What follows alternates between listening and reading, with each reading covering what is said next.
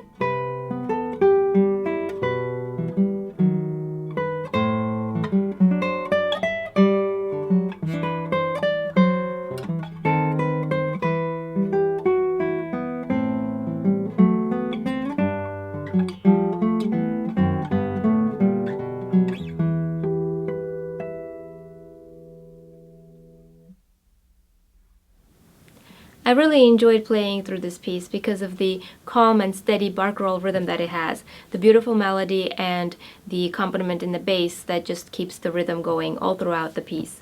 I would recommend it for someone with at least intermediate playing skills because of the skills necessary to play it legato, to keep the melody above the accompaniment, and for some of the difficult switches that is required in the left hand. Now, speaking of those switches, there are a couple of places that I found to be easier if I change the fingering. So I'll go through those, and that would probably be the best help I can do with the piece. Everything else is something you've already heard me say about how to play the melody above the accompaniment and how to make everything legato and keep the right rhythm, etc. So the fingering would be the best help necessary for this piece. And to start with, we're going to go to measure 11. So in measure 11, the way it's written, and I'll approach it from the measure before, this is the end of measure 10. It tells you to play the bar chord here and then jump out of it and continue. So you have it. And this, even though you could do that, it requires a lot more practice in order to be able to get it smooth and legato. And even with that, it has this more abrupt motion necessary to get to the bar. Instead, what I chose to do is play this as is, and instead of the bar, I'm just going to use my second and third fingers, and then change the 2 that's written to 4, and then change this to 1 and 3. And that way, there's absolutely no jumping, no finger is used back to back, so it makes it more legato.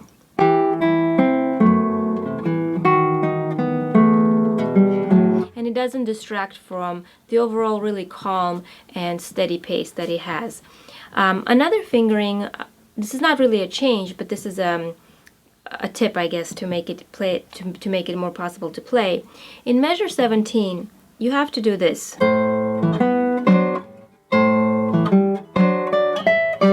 Now this is a pretty big switch. You have this, and then all of a sudden you have to play this, which means your fingers are jumping all over the place. You have a first finger that used to be on a 6th string going to the 3rd, a second finger that was on a 5th string going to the 1st. So those are big switches, and the only way to really make it sound as smooth as possible is during this open G to prepare your hand as you're moving it into the shape necessary to play the next chord. So as you can see in slow motion, I'm already already holding the shape of the chord even before I land on the notes. So instead of waiting and finding the notes as I'm plucking it, I'm going to, as soon as I release, form the chord necessary, and then all I have to do is land. And so on.